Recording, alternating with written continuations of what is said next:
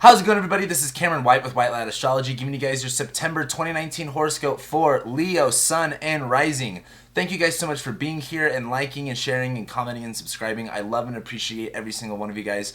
We are starting September off with Mars conjoining the Sun in Virgo. Now, as you guys should know, Mars is the planet of our action, our energy, our drive, our intentions, and what we're kind of focused on doing. Mars is a malefic planet, meaning he is bringing problems. Mars heats things up and severs and cuts, and Mars can be a little bit problematic. Now, while Mars is in the sign of Virgo, Mars is more focused on being punctual, sticking to the specifics, being detail-oriented, focusing on tangible, step-by-step things to get to its goal. While Mars is conjoining the Sun, this is when Mars' energy is being purified in essence and is kind of getting cleaned up. So this is definitely a time where you can feel a little bit more charged up to kind of like write out your goals and write out your plans with what you're doing. But this is happening in your second house. And the second house is all about your money, what you own, what you physically have to your name. And so while Mars is conjoining the Sun, this is going to be a really good time to focus on what you're kind of doing with your money, with your income, and your resources, and what you're doing with them. Through this horoscope, we're going to be talking a lot about your second house. So just be prepared to talk about money. Then 2 days later, on September 3rd, is when Mercury will conjoin the Sun. Now, this is a little bit more important because Mercury, the planet of communication, our ideas, our thoughts, and how we vocalize those things, is in its home sign of Virgo, where, communication's going pretty well for the most part. You're able to elaborate on your words and your ideas. Now, when Mercury does conjoin the Sun, this is still the same idea of it kind of getting purified and refreshed. So while Mercury conjoins the Sun in Virgo in your second house, this is maybe getting a clearer idea and a clearer mindset with what you want to do with your money, what you want to do with your finances, what, the second house is also what you physically, tangibly own. So this may be a time of, organizing your possessions, maybe making a list of what you want to buy to, for your house or for yourself or X, Y, and Z. Now, from September 4th, September 7th, and September 10th, we're going to be having Venus oppose Neptune, then Mercury oppose Neptune, and then the Sun oppose Neptune. And I want to bring all of these into one little talk because while Venus, the planet of value, money, relationships, bringing things together, indulgence, she's in Virgo in your second house, which is good for money for the most part. However, Venus is in her sign of fall, where she doesn't work all that well, and where Venus is wanting to find value in all of the specific points and spruce all of them up. Venus can kind of get tied into all of the specifics and not be able to get everything that she needs to get done, as an analogy. And so while Venus is in Virgo in your second house, where you're looking at what possessions, what monetary things that you actually do value and where you can create those and, bring those more into your life and receive those, Venus opposing Neptune is kind of getting a clearer image around the idea of other people's money. Now, the 8th house, where Neptune is, where is going to be transiting for a long time, the 8th house is all about other people's money, other people's resources, like taxes, government, basically anything to do with other people's stuff. Now, while Venus is opposing Neptune, I think this is going to be giving you guys a clear value difference of where you need to focus more on where your money is at and what possessions you have, and kind of demystifying where, you may have some debt, or where you may, owe people money, or where other people's money affects your income. Venus opposing Neptune is kind of getting a clear scope on things when it comes to value, when it comes to valuing something like this versus valuing something like this. Now, on September 7th is when we're going to have Mercury oppose Neptune. And this is going from that value shift to more of that mental shift and more of that mental clarity of Mercury being able to, do the math, calculate all of the numbers. However, as Mercury is opposing Neptune, this is kind of piercing through that veil of foggy illusionness that Neptune can place in your chart. And while it is in your 8th house of other people's money, that area can be kind of a blur sometimes, but Mercury opposing it is giving you some more definition and some more clarity to work with here. Now, on September 10th is when the Sun will oppose Neptune, and this sequence is kind of like going from, having that value shift to having that mental shift to kind of seeing it play out.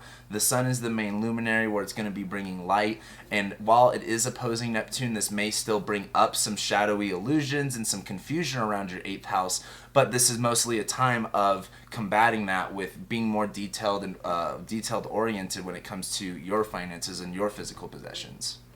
Then on September 13th is when Mercury is going to conjoin Venus while it is in the sign of Virgo. And this is kind of Mercury helping Venus out a little bit with the more menial tasks and details that Venus can get a little bit overwhelmed with. So while Venus is wanting to focus on you making your money and making that income, Mercury here is helping you get more organized. Again, have a better level head on this, a better sight on this. This is also Mercury, so this is vocalization of things, and Mercury's kind of expressing Venus and Virgo right now, and so this may be a little bit of, I don't want to say just like random income, but I think this is going to be a really good time to express the value that you have for your possessions or the money that you make. And what I want to bring up with this is also on September 13th is when we have the full moon in Pisces. Now, the full moon in Pisces is kind of like, the mix between having all of your, ducks in a row and then kind of waiting for what happens next.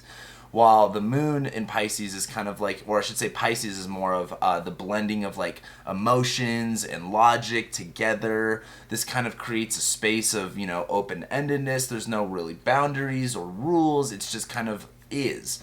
And so while we're having all this stuff going on in your second house of money, and this full moon is happening in your 8th house of other people's money, this may be a really good time to, this is both of the luminaries being lit up so you can see. This is going to be a really good time to get a good picture on what really your financial situation is looking like, both with your side of the income and with other people's money that you can be dealing with at this time. Then on September 14th, while Mercury and Venus are still conjoining each other, they will be simultaneously ingressing into Libra. And this is, a little bit important because we're going from Venus being in her sign of fall to Venus being in her home sign and her domicile, where Venus can, do Venus things and be really good at it. And this is Venus. This is love and value, relationships, connecting, these bare essential things. But while Venus is in Libra, she's able to enact those qualities a lot more strongly and a lot more specifically. And while Venus is going into Libra, she'll be entering your 3rd house. Now, the 3rd house rules a lot of different things. The 3rd house rules communication, our writing style. It rules our siblings, our neighbors, things that are within our close proximity or our environment. The 3rd house is also about short distance travel, teaching, learning. But what I like to really use as the 3rd house is this idea of ability. The 1st house is who you are, the 2nd house is what you have, and the 3rd house is how you use it.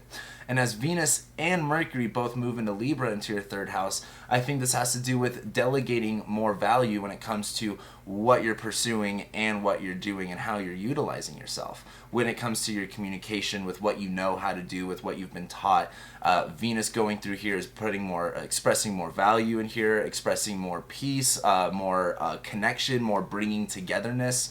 So this is having better communication. This is being able to kind of utilize yourself in a more what's the word I'm looking for? A delegated way that's not so stressful just on you.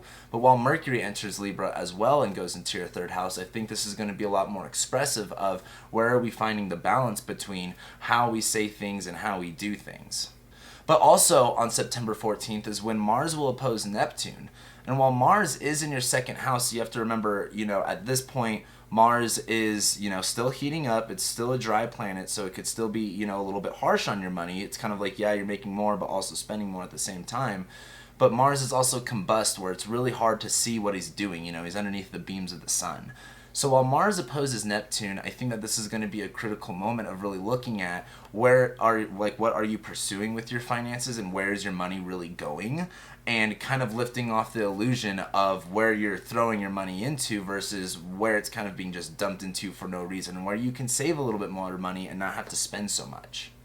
Then on September 18th is when Saturn finally stations direct. Now, Saturn's been retrograde for the past few months, and during its retrograde phase, this is when Saturn hands us responsibilities, is teaching us lessons, going through a little bit more hardship. Saturn's retrograde, so it's not so much, the outside world, but it's what circumstances have been set, and you kind of have to deal with the rules and the boundaries within that. Now, Saturn is in your 6th house of your work and your routine, your employment, your health. So Saturn could have been putting a lot of blockages right here that you've had to go through over the past few months. But now that Saturn's stationing direct, this is the time to take what you've learned through these hardships in the past few months and start taking on more responsibilities when it comes to, enacting what you've learned. Like, now that you've gone through the trials and the tribulations, it's now time to take those attributes that you've learned and actually, put them into use. And then on September 21st is when we have Jupiter squaring Neptune. Now, this transit has been going on for basically this whole year, and it's not the biggest deal in the world, but what's important about this Jupiter-Neptune square is that it can be really easy to get caught up in a, hopeless optimism, and also get really easy to dampen all your dreams over just the fear of the unknown. But as Jupiter is making its third and last square to Neptune, I think this is more about where the truth prevails.